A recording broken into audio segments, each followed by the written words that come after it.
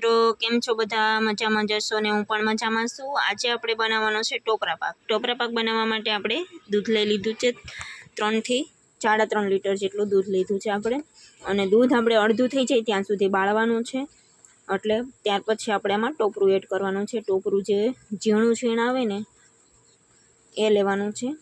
તો આપણે સરસ મજાનો ઘરે જ ટોપરા પાક તૈયાર કરીશું, જે આપણે લગ્ન પ્રસંગોમાં હોય કે આપણે દુકાનેથી રેડીમેડ આપણે કોઈ પણ કરિયાણાની દુકાનેથી લેતા હોય એવો જ ખૂબ જ ટેસ્ટી અને આપણે જાણે લીલા નારિયેળમાંથી બનાવ્યો હોય ને એવો સરસ આપણે ટોપરા પાક બનાવવાનો છે।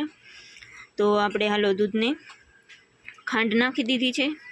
તમારે જેવું ગળ્યું ખાતા હોય એટલી ખાંડ, તમે જેવું ગળ્યું ખાતા હોય એવું આપણે ખાંડનો ઉપયોગ કરવાનો છે। વધુ ખાતા હોય તો આપણે જેટલું ટોપરું હોય એટલી જ ખાંડ નાખવાની, અને ટોપરું આપણે 1 કિલો હોય તો 1 કિલો સામે કિલો ખાંડ નાખવાની। તો આપણે કિલોમાં થોડુંક ઓછું એટલું ટોપરું એડ કરવાના છીએ। અને બીજું આપણે 3 લીટર જેટલું દૂધ હોય તો પણ ચાલે, અને માવો નાખીને એડ કરવો હોય તો માવો પણ તમે નાખી શકો છો, પણ આજે આપણે દૂધમાંથી બનાવીશું। આપણે જો આ સમયે થોડોક માવો એડ કરી દીધો છે એટલે દૂધ આપણું સરસ ઘાટું થઈ જાય, અને આપણે આમેય દૂધ તો થોડું ઘાટું થઈ જ ગયું છે, પણ થોડુંક દૂધ ઓછું લાગતું હતું એટલે આપણે માવો આ સમયે એડ કર્યો છે। તો આપણે સરસ ગાયનો માવો જે બનાવતા હોય એની પાસેથી આપણે લીધો હતો અને માવો આમાં એડ કર્યો છે। માવો આપણે 250થી થોડોક વધારે 300 ગ્રામ જેટલો માવો એડ કર્યો છે।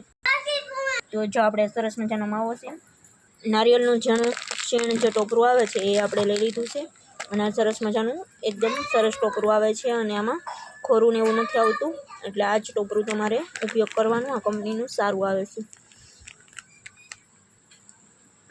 જો આપણે સરસ મજાનું ટોપરું ઝીણું મસ્ત છે, અને એમાં કોઈ તમને આવું કાળા કલરનું દેખાતું હોય તો એને આપણે કાઢી લઈશું।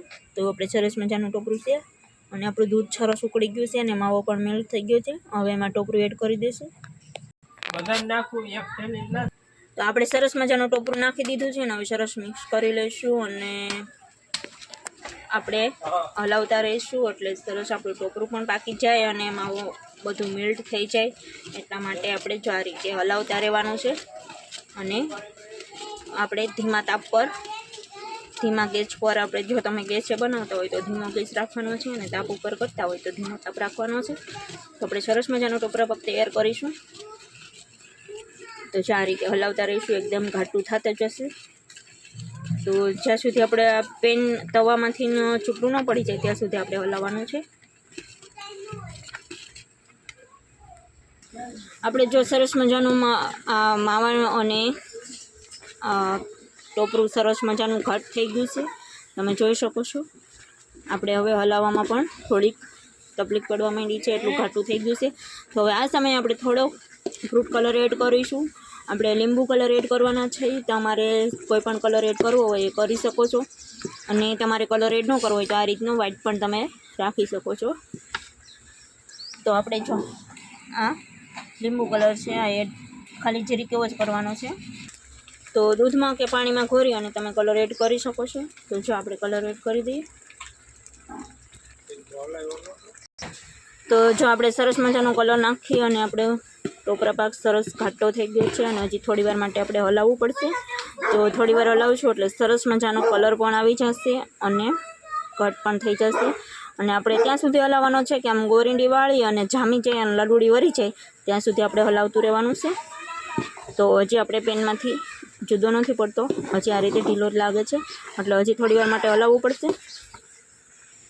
તો જો આપણે સરસ મજાનો ટોપરા પાક ઘાટો થઈ ગયો છે, અને હવે આપણે ગેસથી હેઠું ઉતારી લઈશું અને થોડી વાર માટે હલાવશું, અને પછી તમારે ચોકીમાં એડ કરવું હોય તો ચોકીમાં, પ્લેટમાં એડ કરવું હોય તો થાળી પ્લેટ ગમે એમાં તમે એડ કરી અને ટેફલી પાડી શકો છો। અને તમારે લાડુ વારવા હોય તો થોડી વાર માટે ઠરવા દેવાનું, ને પછી નાની નાની લાડુડી વારી લેવાની છે।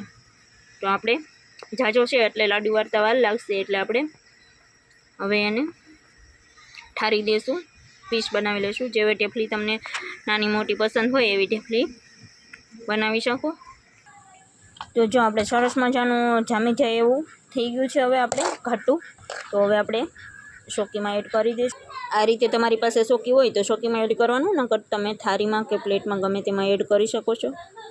આ સમયે તમારે એલચીનો થોડો દાણા કે પાવડર એડ કરવું હોય તો કરી શકો છો। તો આપણે જો એલચીના દાણા થોડા અધકચરા ભાંગી અને એડ કરી દીધા છે। તો જો આપણે સરસ મજાનું ઉપરથી કોરું ટોપરું છાંટી દીધું છે અને આપણું મસ્ત મજાનો ટોપરા પાક થઈ ગયો છે તૈયાર. તો તમે બધા જોઈ શકો છો એકદમ મસ્ત ટોપરા પાક રસીલો થઈ ગયો છે તૈયાર. તો હાલો બધા ટોપરા પાક ખાવા. આ ટોપરા પાકની રેસીપી તમને કેવી લાગી છે જરૂરથી કોમેન્ટમાં બતાવજો. તો ફરી મળીએ નવા બ્લોગમાં. ત્યાં સુધી બાય બાય. હવે થોડી વાર માટે ઠરવા દેશું અને પછી ટેફલી બનાવી નાખશું. તો હાલો ફરી મળીએ નવા બ્લોગમાં. ત્યાં સુધી બાય બાય.